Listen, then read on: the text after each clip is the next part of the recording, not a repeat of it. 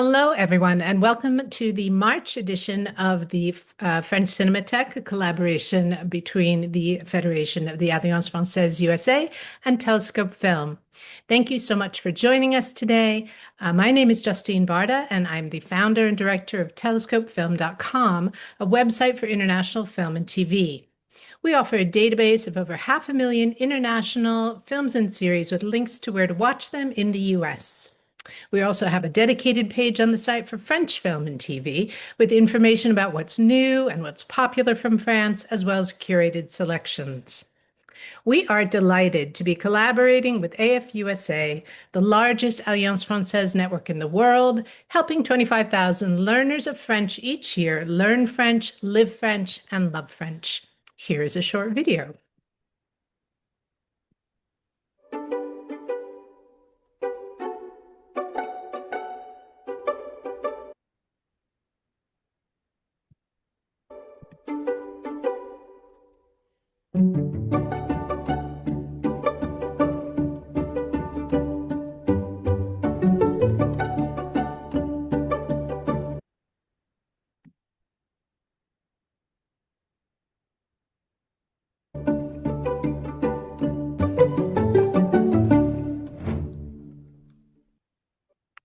Okay, I think we're having some technical difficulties there, but I will put links to more information about both AFUSA and Telescope Film in the chat in just a moment. The French Cinémathèque meets on the fourth Monday of every month. Next month, we'll meet on Monday, April 27th, and we'll be talking about a new film from the Dardenne brothers, Jeune Mère. But today we are talking about La Piscine, directed by Jacques Deray and starring Romy Schneider, Alain Delon, and Jane Birkin. Before we get started, just a couple of brief housekeeping notes. Please keep yourselves muted when you're not speaking, and stay on speaker view. To ask a question, please raise your hand using the Zoom feature at the bottom of your screen. You'll find it in the reactions section, or you're always welcome to put your question or comment in the chat. If there are technical issues, you may want to leave the Zoom and then sign back in after a couple of minutes using the original Zoom link. This event is being recorded for our YouTube channels, and the total runtime is 1 hour. And with that, I'd like to introduce our facilitator, who is also the chief film critic for Variety, Peter Debruge. Over to you, Peter. Thank you so much, Justine. So obviously we're doing something a little differently this month in that we're going back to a classic. Anyone who follows me on social media, and I don't expect anyone to, I hide in the dark most of my life and I don't post very often, but my avatar on social media is Alain Delon. I'm a huge admirer of the actor. I think is as handsome an actor as ever there was on the silver screen. And of course, with Romy Schneider, you basically have the ultimate matchup. You know, it's not the first time the two of them co-starred. They met very young on a film called Christine, which is a remake of a Max Ophuls film, Lorelei. And that was sort of the spark of a love story that was quite passionate and went for a number of years. I've got this kind of coffee table book that kind of chronicles, because everyone in France and Europe kind of knows them in kind of as a star couple, but they had broken up and had not seen each other for 4 years when La Piscine was being made. It was an adaptation by the director Jacques Deray, who does kind of crime films mostly over the course of his career. This was I believe, an unpublished novel that he was interested in adapting. He had the idea of it starring Alain Delon, but also they were going to cast him opposite Monica Vitti. Monica Vitti at the time was in a relationship, I think, with maybe the cinematographer, one of the crew members, and that was kind of the package deal that was expected. And they kind of went down the list. Monica Vitti wouldn't do it, and then they considered Angie Dickinson, so on and so on. And Alain Delon said, unless you make this movie with Romy, his ex at the time, there will be no La Piscine. And so he really kind of put, that that mandate on the film. And of course, I think whether you know or don't, the backstory that exists between them, and audiences would have, certainly in France at the time and ever since, but you sense that there's something in this couple that is more than what is shown on screen. In fact, I think one of the things that's so remarkable about Jean Paul Carriere's screenplay, he's one of the great screenplays and screenwriters of the French language, is how little of it there is, how little dialogue, how much kind of silence and atmosphere and space and nuance kind of exists between the lines in this film. And that's possible, I think, because of the casting of the central couple. I don't want to get ahead of ourselves, but I wanted to give a little bit of context for this movie that has remained kind of in circulation among French audiences for years. It can be assumed, I think, that pretty much everyone in France has seen it up to a certain age. Right now, of younger audiences, we can't assume anyone's seen anything that isn't in the vertical format and more than 30 seconds. But for those who kind of are of a movie going age, this is kind of a staple there. And I think for that reason, a lot of people know the film so well in France that maybe they wouldn't have some of the reactions that we'll probably hear today, which is, I'm guessing a lot of you are seeing it for the first time or for the first time in a very long, long time. And that's always interesting to kind of hear what, kind of new reactions are to a movie that is as familiar as wallpaper, I think, to more exciting than, but as familiar as, to an entire culture. I mean, I don't know what the equivalents would be here. I don't need to think of an exact equivalent to this film, but certainly like in something like Die Hard that's always on and everybody knows, and kind of like you can pop in and watch 30 minutes and leave and you kind of know what was on either side, or these kind of things that are although there are far sexier things like a Fatal Attraction, or I don't know, does anyone watch Fatal Attraction anymore? Maybe that one's out of rotation. But the I think I'm very curious to hear what people thought. I think I'm most curious to hear kind of what people think is the reason the murder happens, because it's one of the most unusual murders in film history, I think. It almost doesn't start as a murder. It's like Maurice Ronay's character has fallen into the pool, and and Alain Delon, who's been provoked, is kind of like refusing to let him out, and it turns. But the so I'm going to put the question out to the room of kind of like, what do you think was going on kind of in that scene? Because it's not really spoken, but I think there's certainly a lot of answers that have been suggested by the dynamics up until then, and you can embellish your answer with just kind of what you thought of the movie when watching it, or what your history of it with it is. But let's kind of see who's willing to jump in. I see that Alan and Jerry have gotten in the theme over there. I always think of this movie, by the way, as like, this is one of a handful of movies that I want to live inside of. There's just something about the ambiance of it. But I always say that for the first two-thirds of this film, not where it ends up, obviously, but just that kind of, languid, sexy, what am I thinking? Saint-Tropez energy that you get early on. So, who are our courageous talkers early on here? Go ahead, John. Um, it's interesting because I didn't know what to expect. And I thought, okay. And when it started, I'm like, oh, this is really 60s. It's so classically 60s, just the music, the whole, as you're saying, the sparseness of the dialogue and everything going on, and these two lovers very passionately playing games. And honestly, part of me was like, this is really 60s because this is really sexist, the way he was sort of manhandling her. It Mm. just seemed like when he took her behind and took the leaf and was throwing it over her back and she was playing along with it. And I found myself not really caring for either character.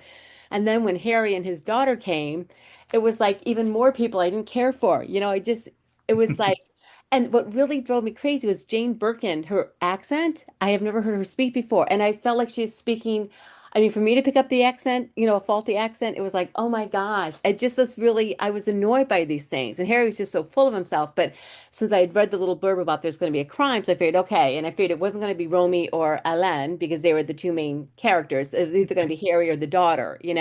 And then since it's called La Piscine, I figured they were going to end up in the pool. So I'm sort of interested to see what everybody thinks about it because I really, even walking away from it, I didn't like Penelope when because to me, I thought she was lying when she said about Harry said, you're this and you're that and all that, because I think she was trying to get in between Romy and Alain, into the relationship. I Mhm. think she was jealous. She wanted to get Alain. So I don't even know if I mean, maybe they did really do something when they went off together. Maybe it was just, I don't know. I have a lot of questions about it. I just have a lot of questions. Um, and I really don't know if I care for any of them afterwards. But I am glad, I have to say, even given even that crime, it was so ridiculous. It's like, what are you doing? It's like, leave him in the clothes. If you're really going to do this, leave him in the pool as he is. It looked like he stumbled in there because he was drunk and not because, it was this very planned out sort of thing. So that was just kind of, over I don't know, just sort of out of um, realities pieces for me. You know what I mean? Mhm, So mhm. there are a lot of questions. And then yet I have to say, I am glad that that they did show the two of them together. And when she said, why didn't you call me? And when the two of them were together, it's sort of like, okay, maybe they are going to stick together. Even after I didn't like the relationship at the beginning of the film, I sort of felt like I didn't like Carrie coming in and sort of destroying it, coming in and butting into the relationship. So I was sort of glad that they were stayed together. They just showed them in that frame together, at the end. Yeah, yeah. All interesting and valid points. I'm glad they weren't all gushy positive ones because it gives us some stuff to kind of like unpack a little bit. But instead of kind of you know responding directly, I'm going to hear from a few other people and then we'll kind of talk about it together. Suzette, go ahead. Momo. There. Hi. Um, I thought I hadn't, of course, I'd seen this movie 100 years ago and rewatched it yesterday, so it'd be sort of fresh, and loved it more than I remember loving it. Um, your specific question about why, what was the motive there? I think it's so multi-layered. Um, for him to kill this I don't know, a perceived lover or, jealous rival kind of thing. I think it was more than like the romantic part of it. I think that he was jealous of his this man's success. He had that fancy car and he was kind of show off with all the people he brought to the house and, like fun-loving kind of person. He was all the things that Alan was not. And he felt threatened by that. And I just feel like he was having a bad time in his life, and this was his way of expressing, his disappointment in himself. If I just get rid of these things that remind me that I'm not the success I wanted to be, then, everything will be better, maybe. I don't know. But I found it I love the way it was paced. They don't make movies like this anymore, where it takes a really long time to get to what's really going on. And you're just given so much information visually and maybe not so much in script, but they're such good actors. We didn't need them to talk, basically. But that's was my take on it, is that he was having like, multi-layered jealousies about this whole relationship or potential relationships. Yeah. Uh, I'm going to keep calling on people. Jocelyn, I'll call on you next, even though I can tell you're having a hard time with the button. I don't even know where to find it, so I look for people who are manually raising their hands. But I'll say something about the pacing because I think this movie is not only something that they don't make anymore, but they only made for a short time. It's like this would have been around the time that some pretty kind of mod things were happening in Hollywood, like Thomas Crown Affair and Point Blank, and but here instead of it being kind of faster cutting or experimental editing, you get something that I think is kind of languid and it's following maybe some of the cues of that that jazz score that it has, and but for that reason, it seems to be a much more atmospheric film than a lot of other things. And it's one that I think really rewards seeing it in a theater. Some of you may be trained enough at home to kind of give your full attention to a movie, but it's really nice to kind of I could be making any number of terrible pool puns. I'll try and avoid it here, but like, to kind of just like, let it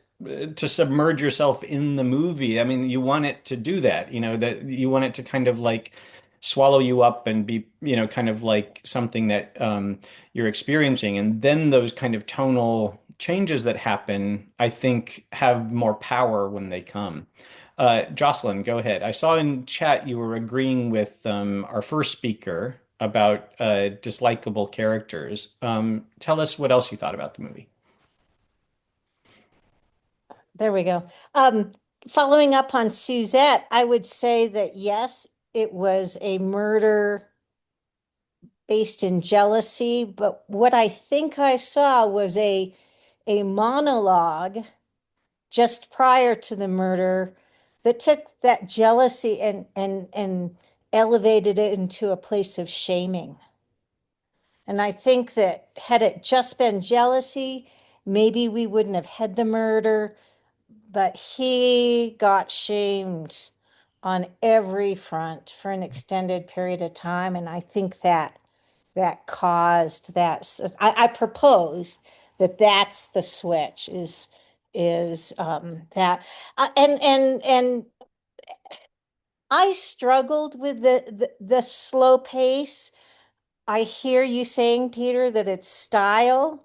Um, and I don't like to think of myself as a big action film person, but it was, in addition to the comment I made about finding it difficult to like the characters, that slow pace also presented me with a personal difficulty. Yeah, yeah, yeah. And lots of time to think, and maybe that is part of why we have that pacing. Just to end and throw it back out to the group, I want to know whether that young girl, the daughter, was poorly cast or poorly directed, because she was the character I struggled with most in terms of finding any credibility there at all. So I'll throw that back out to the group. Yeah. I have thoughts, but I don't necessarily want to be the only one to respond. So we're still kind of collecting some things, and then I Right, guess we'll kind of talk among ourselves here. right. I will answer one thing about Jane Birkin, who was kind of the first choice for this role, even though they had to kind of convince themselves of Romy.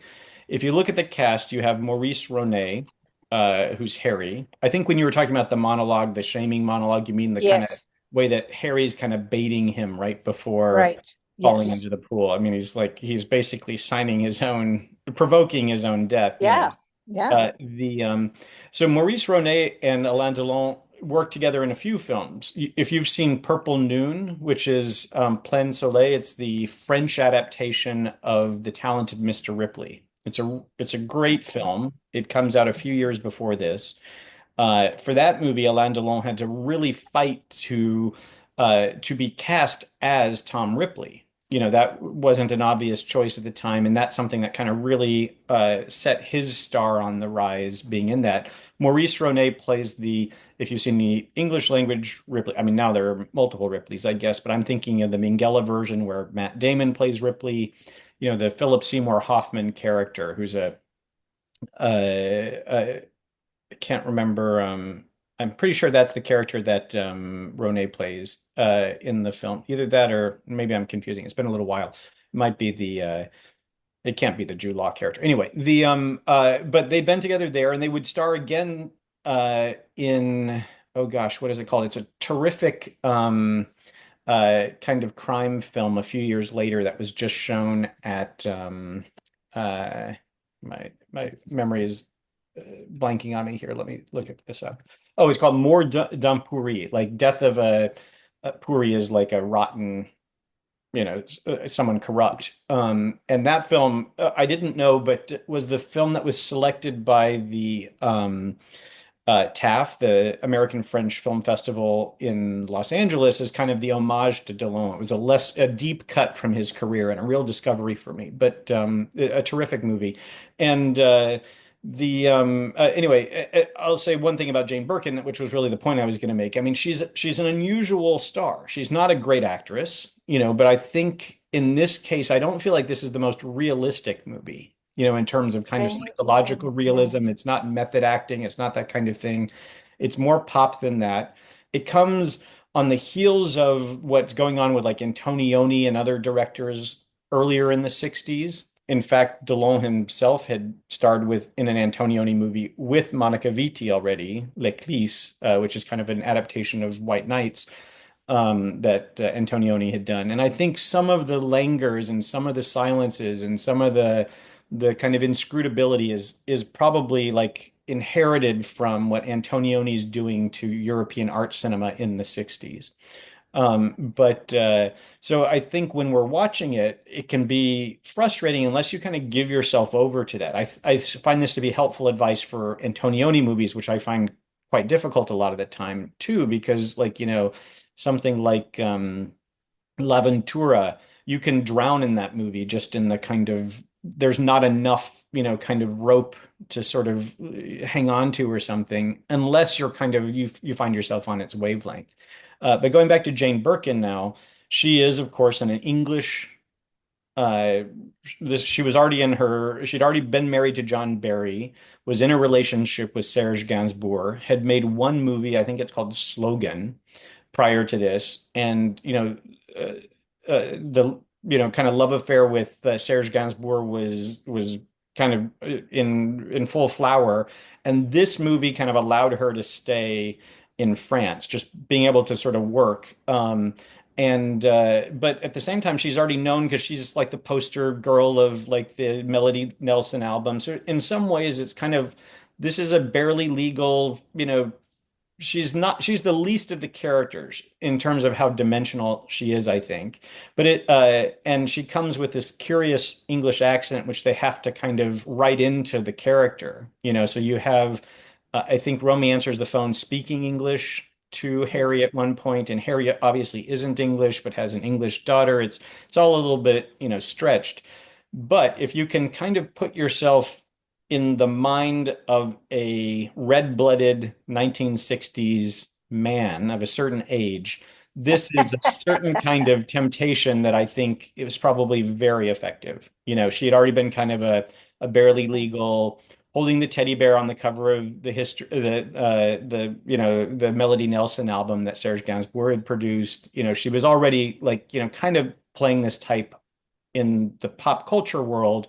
And here this is probably her best movie. So if you love her, don't run and go see the rest of her films. But like, but I mean, it's like, I think she's kind of right for it in a lot of ways and also limited in a lot of ways, that accent that, was it Yeah, we can hear it.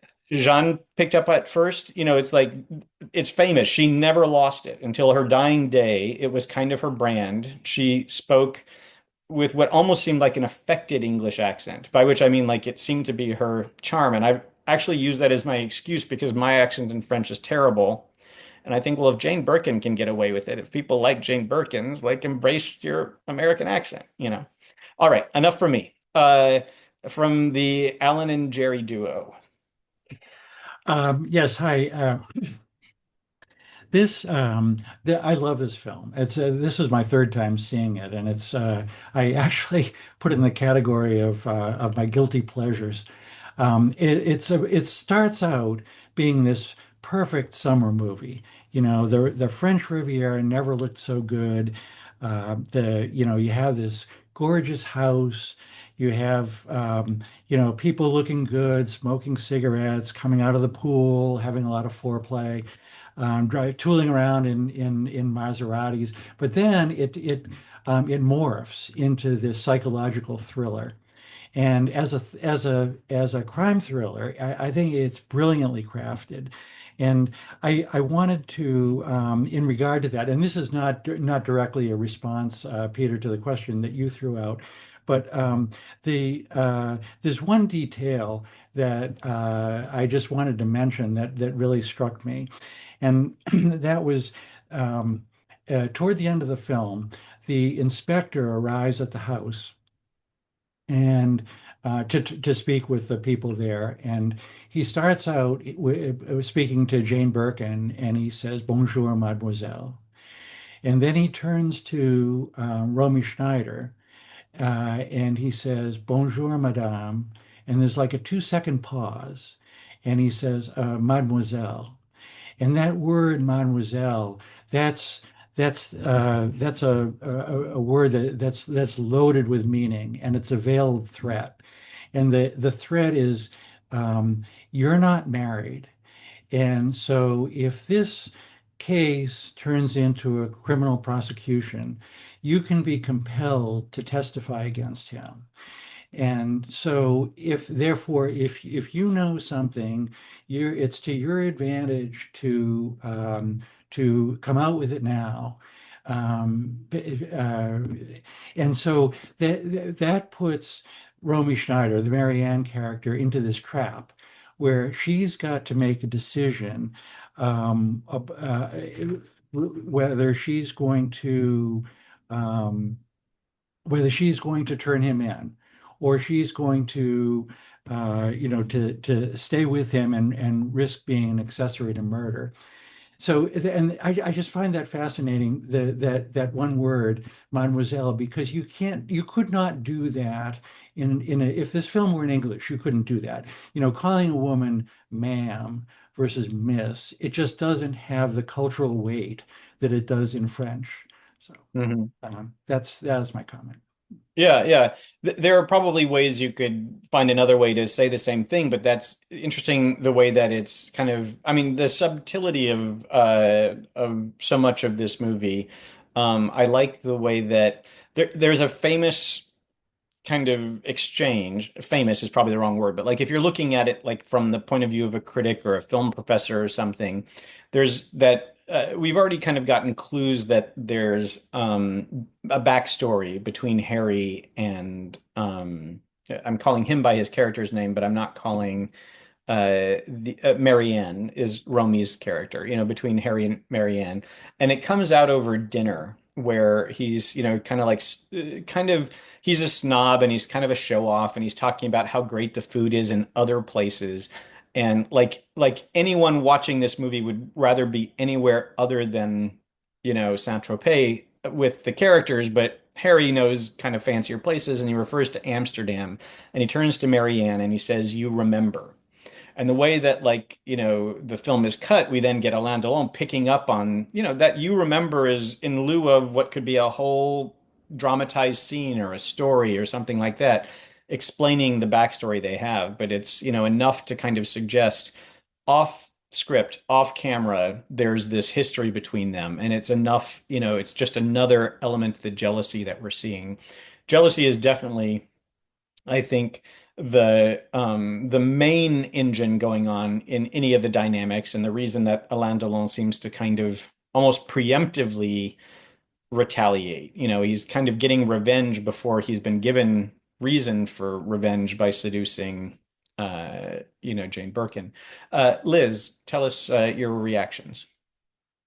Yeah, well, this was the first time I had ever seen it. And I, just to answer your first question, it seemed to me pretty clearly a crime of passion at the end of it. I mean, he was kind of um, torturing, teasing, what's his name, who fell in the pool. And to a certain Very. point, he finally, lost it and just snapped. And that was the culmination of all of the anger and the jealousy and all of that. But I mean, I think that, yeah, the pace of the film was a big thing because, it certainly it added to the psychological drama, and it was very deliberately done. But it's also, I think part of the difference in films made however many years ago in the 60s, even before. And I cite, for example, Ocean's 11 and the original that was made with the Rat Pack and Sammy Davis Jr. and all those guys. And I after having seen the George Clooney, Brad Pitt, um, ish, version, 20 years ago, I was excited to see the original. I rented it and I almost fell asleep thinking, is anything ever going to happen here? Because we're just so now accustomed to the pace of any kind of film, not just an action film, but any film being so much more engaging and um, quicker and just, I think, more, um, I don't know, involving. That it just really it drags, at a certain point. Even though there are obviously things to appreciate. I mean, it felt like this was a time capsule of 60s fashion. It was so cool and so groovy. The pool and the clothes and everything. That was fantastic. Um, but the part, and I don't know if you're going to get to this, but the part that was really, I think for me, probably for everyone, and I'm a novice to this movie, but was the end and the ambiguity of her decision at the end. And I'm thinking he comes back and he's going to kill her, and no, they end up back together. And then that sort of just starts you on a, well, where's this going to go? Because now if their relationship continues, it's based on this terrible secret and lie and cover up, and at the end of the day, you know that bodes nothing good, I think, especially for her, because she's threatened in a way, moving forward. So the end of it was just really, taut, I think, at the end of the day for me. Yeah, no, those are all it's I love getting to hear someone who's seeing it for the first time. Mm. I think I think the pace is a challenge. I think Yeah. it may even have been a challenge in its own time, but certainly it wasn't competing against what we have now, which is like this kind of attention deficit making. And here you have, it's kind of been described, and there's an extra on the Criterion disc where some of the people who were participants in it are talking about the film, and Carriere, the screenwriter, what we were talking about, uh, describes part of the appeal of the film being that it's a huis clos, which is it's not only the title of like Sartre's No Exit in French, but it's a whole genre of kind of murder mystery that happens kind of when you're in a contained location, like Agatha Christie's are almost all huis clos, or Right. the kind of like Knives Out movies, where everybody's kind of locked in the same place. There's a murder, the murderer is still Mm. among you, the detective is working on it, other people may be killed. And what's interesting here is the idea that it is that format done in a place where there is no you know containment in the same way. You're in kind of the opposite, this open air kind of normally relaxing vacation space, and you still have the claustrophobia, I think, that comes in. This movie is very kind of evenly divided for me in three parts, where the first part is kind of the sexy, fun-loving part. From about 40 minutes or so in, when Harry comes back with all the uninvited friends of his, and he basically takes over the house that he's a guest in and turns it into kind of his playground, and it's clear that he is kind of the ego in the center of this whole thing when we were concentrating on the couple. That next 40 minutes is really Harry disrupting and all of the kind of things that I think kind of go askew, and a lot of the psychology really comes to the surface there.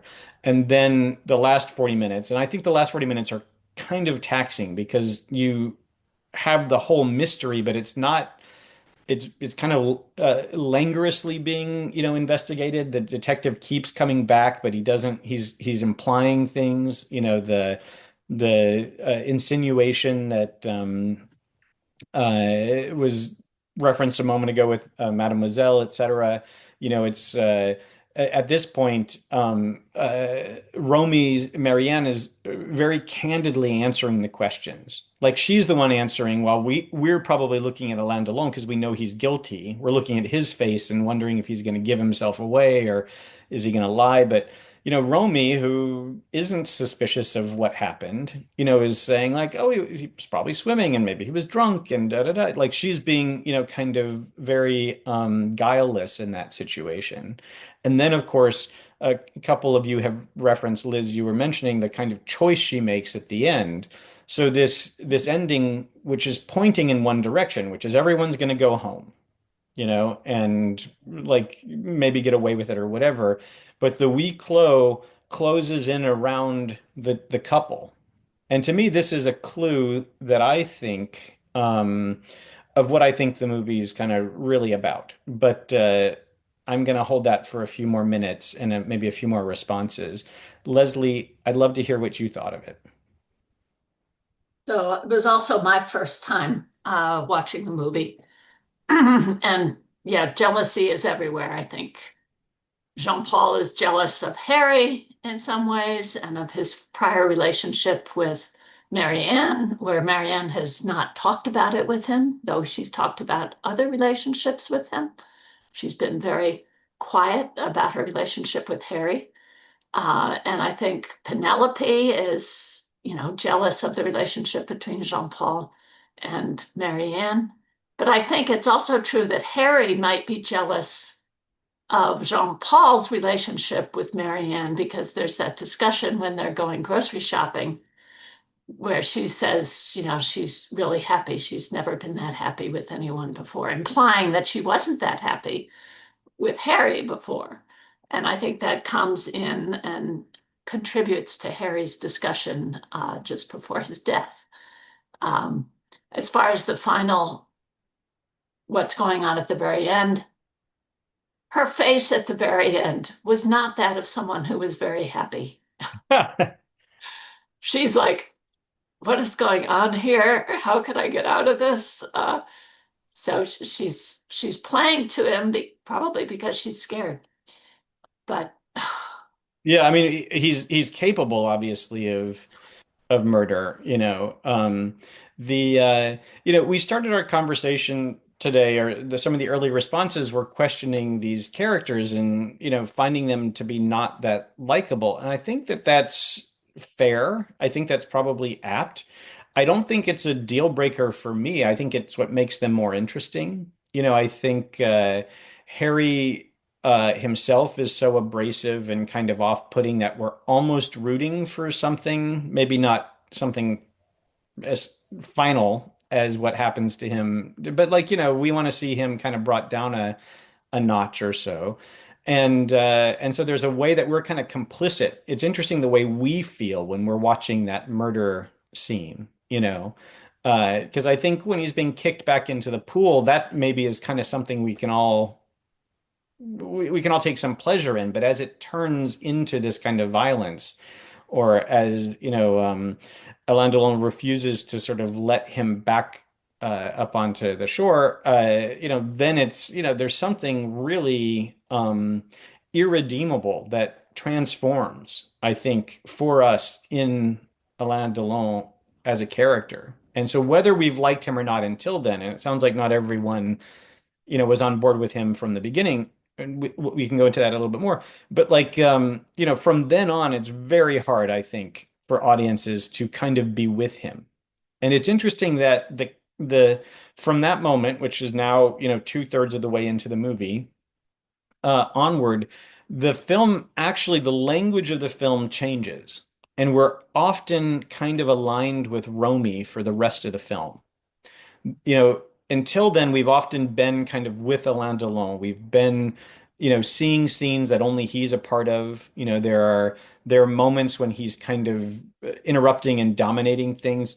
There's that scene early on when like Romy walks by a staircase and Alain Delon is standing there, and instead of following her the way the camera had been, it stays on Alain Delon. And also that's kind of repeated when everyone gets up from the table around the pool, and I forget the name of Jane Birkin's character. She gets up and he grabs her by the wrist, and the camera's following her as she's getting up, and it pauses, and it's kind of, again, Jeanne pointed out the kind of sexism of this. I mean, there's a kind of hands-onness to this thing that we see a lot in older films, the kind of thing where like a man in a Hollywood movie will grab the woman by the shoulders. I can think of nothing less romantic than being like, kind of gripped like by a bear and forced to smooch or something. But like that was a thing in these Hollywood movies, and it's a version of that, the whipping of the back. I mean, I think that's meant to be sexy, and I think we see that there's a dynamic. She's receptive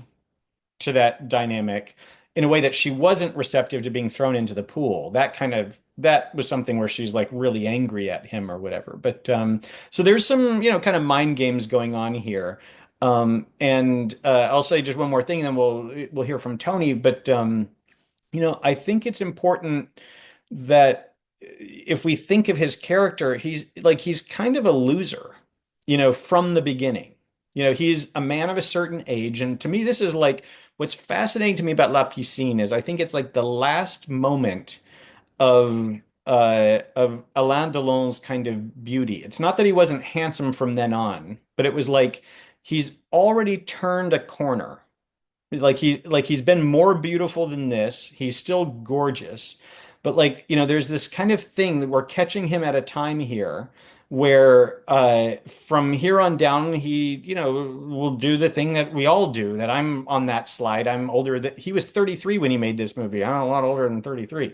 It's like we don't glow or radiate in the same way, that we did at that age. But the from up until this point, he was kind of the golden boy, and this is the end of that. And the character, in a meta way, is almost kind of like he's playing against that. What if instead of being at the top of my stardom, I'm someone who's kind of like this age and kind of not. I call myself a writer, but I'm not successful. I don't have any hit books. I'm, here in the south of France, we never see him, doing anything to work. And there's a way in which that dynamic, I think, with Romy, who's emerges as the stronger character, especially in that last third, and who's making choices, where he kind of needs her, and she seems to like that dynamic between them. There's a kind of, I don't know if it's dominance, I don't know if it's maternalness, if it's, kind of, it's complicated. It can be more than one thing at once, but even when he kind of finally confesses to her, the body language is that of a child, right? Like he's there with his back to her, his head in his hands. He looks like a boy is being disciplined for something, and there's something to me fascinating about that choice.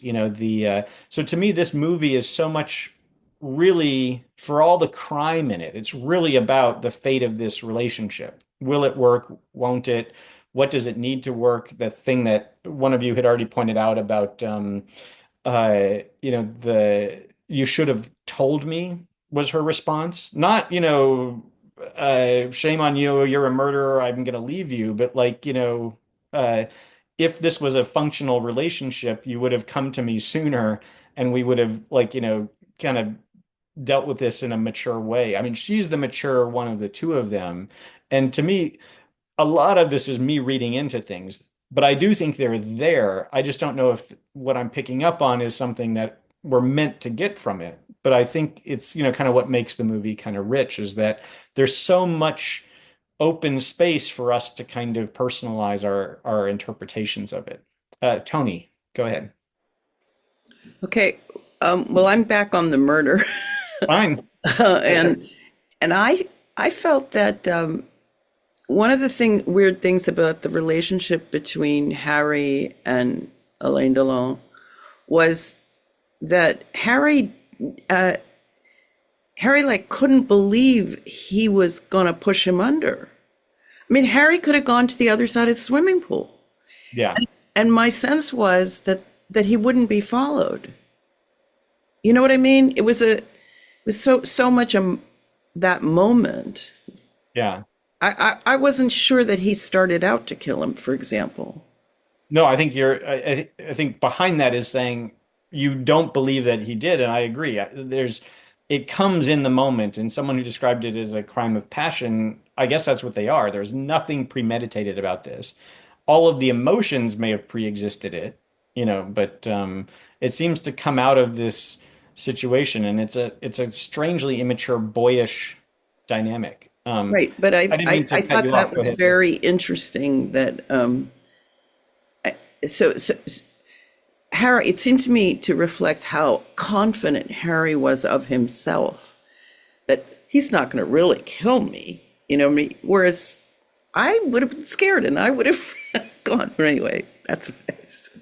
No, I think you're right. I think there's something else that's kind of going on here too, which someone else was pointing to about just kind of like the psychology of Harry, who, someone pointed out that he seems kind of threatened or hurt or I don't know, like put back by the idea that he that Romy's character has not spent all these years, kind of. Maintaining a fire for him or whatever, and said that like the guy I'm with now is a better guy. And it's interesting because Harry seems to have this thing, and I there are people like this, we probably all know them, who it's not that he wants to be in a relationship with Romy. Like there's a conversation where Alain Delon even kind of says that, when they're saying like, oh, she's more the house, she's kind of a housewife at heart, you guys should be together. And Alain kind of offers her back to him in a way, and he kind of rejects her or something. I mean, these are all kind of, but the thing that I'm saying that I recognize in people is like, it's almost like he wants to sort of possess or own her or put a stamp on her or like, compromise her or disrupt this thing and then go off and have his life. It's all part of his ego, and it's like, and I think that thing that you're picking up on is an extension of that. The idea that like it's unfathomable to him that someone would do this to him. Isn't there a line that Jane Birkin says about he doesn't like anything about you. He thinks you're a loser. I'm paraphrasing here. He doesn't like anybody, and yet he wants to be adored. There's that insight into, again, someone else questioned, can we believe anything Jane Birkin's saying? I don't know, because there's psychology there too. But like, I think that insight, sort of gives us some clues as to what type of, kind of pervers narcissist Harry is in his own way. He kind of leaves a trail of ruin behind him. All right, Joan, go ahead. Hi. I had a number of thoughts. You were talking about the languid pace at the beginning. To me, that just represented the summer and the slower pace. And the casting of Jane Birkin. At the time, my impression is she was making that record with Gainsbourg, and she was like a chouchou, like a darling. They all thought her accent was adorable. Agreed. I don't think it bothered them as much as it maybe does us. For Alain Delon's character, he was so beautiful, but he reminded me of those guys that got along on their looks, and there wasn't much after that. And I think I don't think there was any plan to do it. I think that Ari got on his last nerve, and he just did it. And then once he started, he just kind of felt like he had to keep going. I didn't see any premeditation there. But it was very interesting. It was my first time to see it. And I found it very intriguing. Yeah, there are other clues, I think, as soon as because it's all kind of in one shot.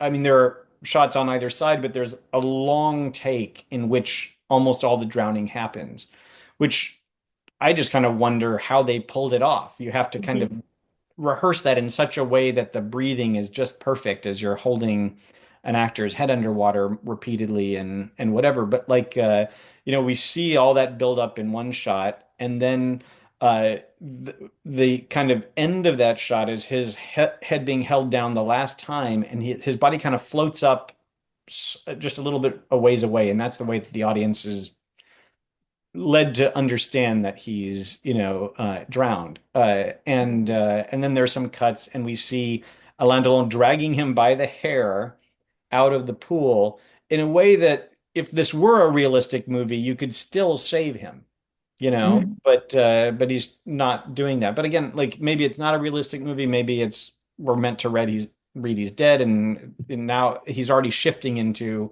like covering his tracks mode. But yeah, but I think there's something very unplanned about it. And I think it's interesting, the things I wanted to get us feeling or talking about were the way that I think the movie kind of both makes us complicit in that act to a certain extent. We're kind of rooting for it to go a certain way, and then goes farther than I think we want it to, and we end up horrified, and I think Mhm. it's really a fascinating sequence because you can have murders go any number of ways. Oftentimes they go very quickly, and here's one that's kind of drawn out, and there's room for any number of times for it to stop or to not happen. Mhm. It's not like an irreparable wound or something that like would be caused by a knife or whatever we've seen. Someone like what happens in Talented Mr. Ripley, where he hits him with the oar, and that's all it takes or whatever. But I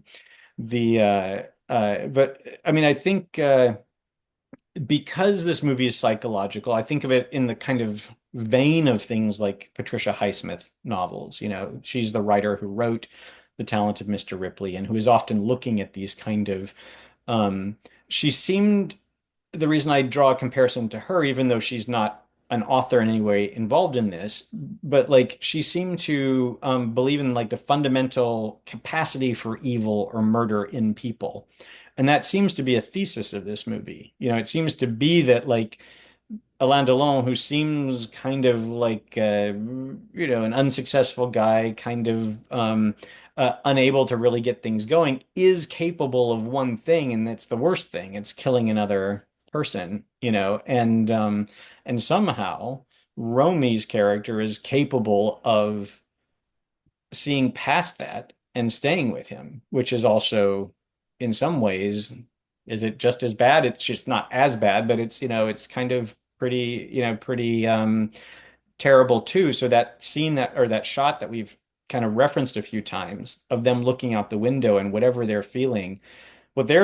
I mean, this ending is a lot like I think the ending of The Graduate, where you're looking at this couple and you're thinking, how can this last? They are we're watching a doomed couple at the end of the movie. They've been reunited, but it's not a happily ever after situation at all. Well, the ambiguity was interesting. It makes you wonder, and I think it's typically not Hollywood, because Hollywood likes it all wrapped up with a bow. Right, right. There was a remake, but it's not a very Hollywood one by Luca Guadagnino. It was probably one of his least successful films financially, but it was called A Bigger Splash. And it's kind of interesting to see what someone else does with it, because the dynamic is pretty simple, right? So there's a lot of room for people to interpret it differently. I don't think the casting is quite right in that movie, and there's a kind of epilogue that involves the migrant crisis because it's been transposed, I think, to some Italian island or something like that. But it's interesting, just to kind of see what a different chemistry, different casting, a very good filmmaker, but maybe not as successful a film, kind of can be done with it. The uh, are there any other comments here? We can bring up something else, but I just want to make sure I'm not cutting anybody off if they wanted to add anything.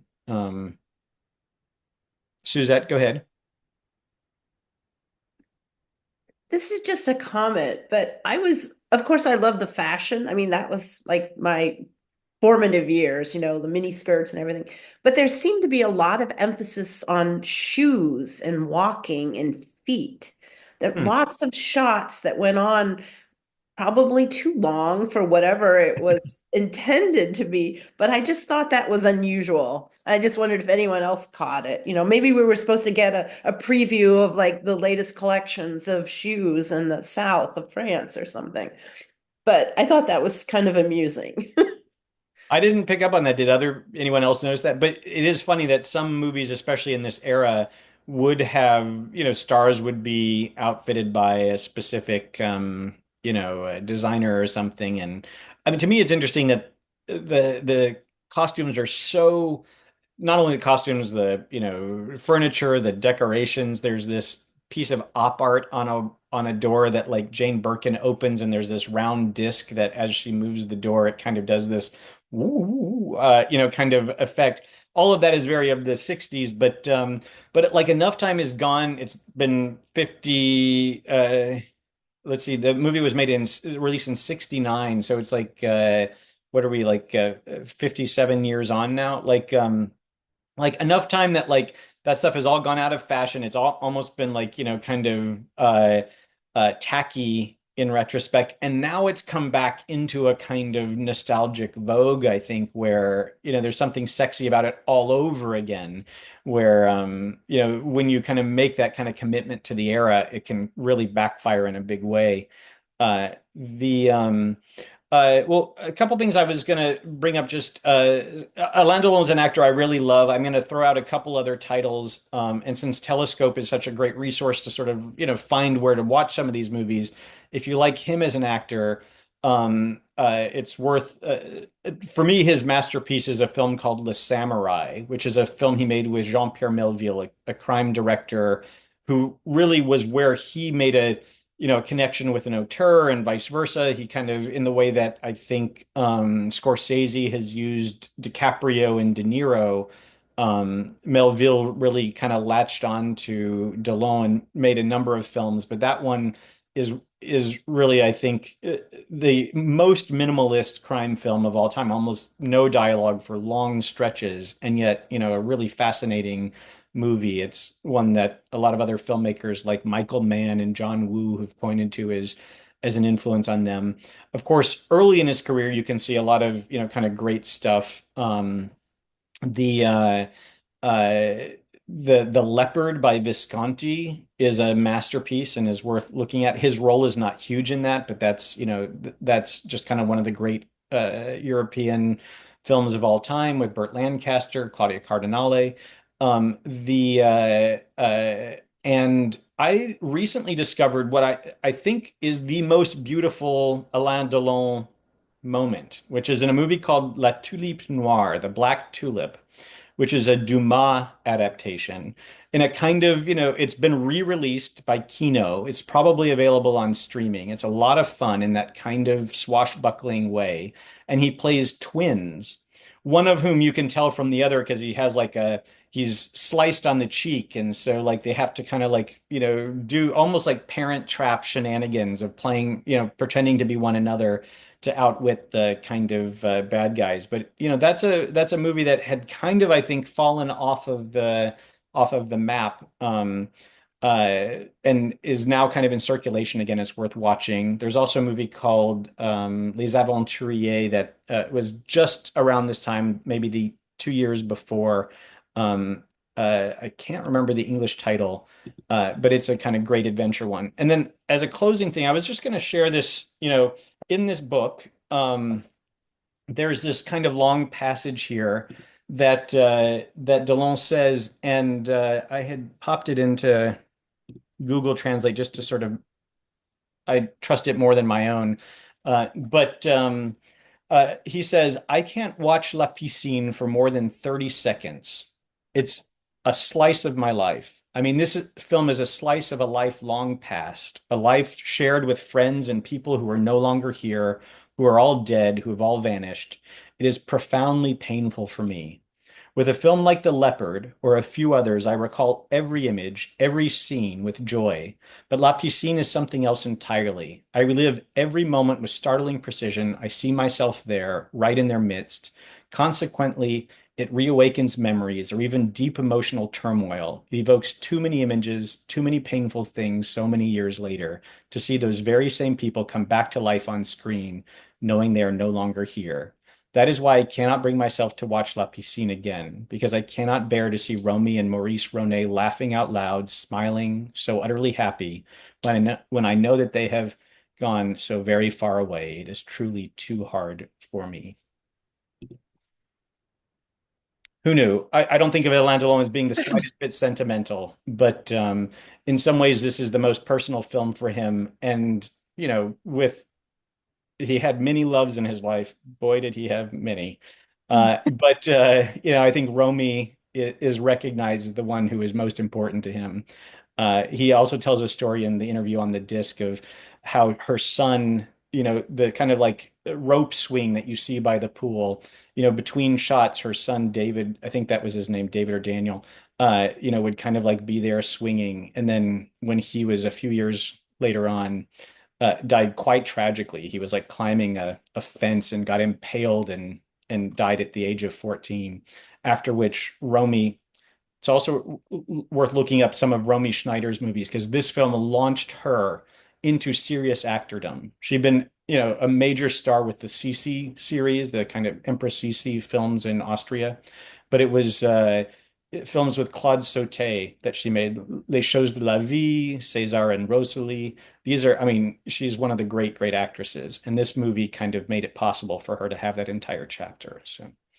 On that note, we'll see you next month for Young Mothers, the Dardenne film, which is terrific. Looking forward to you then. Thank you so much, Peter, and a special thanks, as always, to Melissa Sara and Renee Ketchum with the Alliance Française. Thank you to everyone who joined us today and for such a great conversation about such an iconic film. As Peter said, next month we'll meet on Monday, April 27th, for a discussion of the new Dardenne brothers film, Jeune Mère. I'll put a link to that in the chat right now. There you have it, and we look forward to seeing you then. Thank you so much. All right. See you next month.